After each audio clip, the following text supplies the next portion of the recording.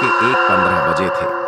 पूरा गांव ऐसे सोया था जैसे किसी ने उस पर काला कपड़ा डाल दिया हो। हवा बर्फ जैसी ठंडी थी, पर उसमें एक सड़ी हुई सीलन भरी दुर्गंध तैर रही थी।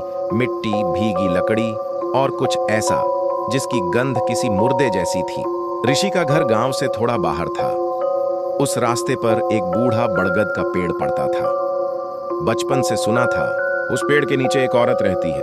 कोई उसे रोते देखता, कोई हंसते, और कुछ कहते थे कि वो तुम्हें तब तक घूरती रहती है जब तक तुम चलना बंद न कर दो। आज ऋषि का फोन घर पर छूट गया था और वह बिना किसी रोशनी के लौट रहा था।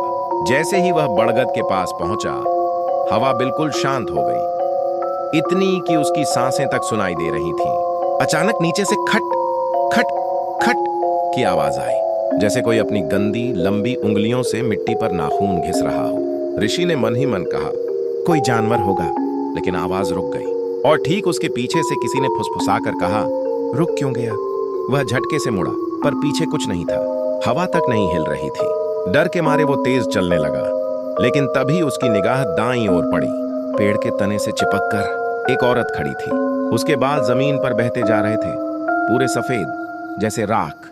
उसका चेहरा अंधेरे में गुम था, लेकिन उसकी आंखें वो काली नहीं थीं, वो खाली थीं। इतनी खाली कि लगता था अंदर गहराई में कोई हिल रहा है। औरत की मुस्कान उसके गालों को चीरती सी फैल गई। वो बोली, बहुत दिन बाद। आवाज ऐसी जैसे दो गले एक साथ बोल रहे हों। ऋषि का शरीर सुन्न हो गया। फिर अचानक वो दौड़ पड़ा। उसके पीछे कदमों की आवाज आने लगी, धीमी, फिर बराबर, फिर तेज।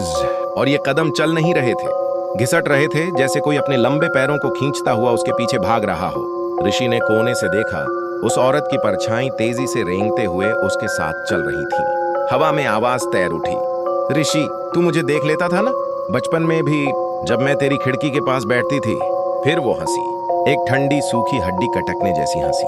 आज मैं तुझे घर तक छोड़ दूंगी। ऋषि के पैरों में जैसे जान ही नहीं बची थी। गेट के पास पहुंचकर उसे लगा कि अब बच गया, पर गेट थोड़ा खुला था, जबकि उसने तो बंद किया था। अंदर एक काली परछाई लटकी हुई हिल रही थी। उसके हाथ इतने लंबे कि जमीन छू रहे थे। परछाई धीरे धीरे अपना सिर घुमा रही थी और वो ऋषि की तरफ देखने लगी। पेड़ वाली औरत उसके ठीक पीछे आ गई। उसकी सांस ठंडी नहीं थी, जमी हुई थी।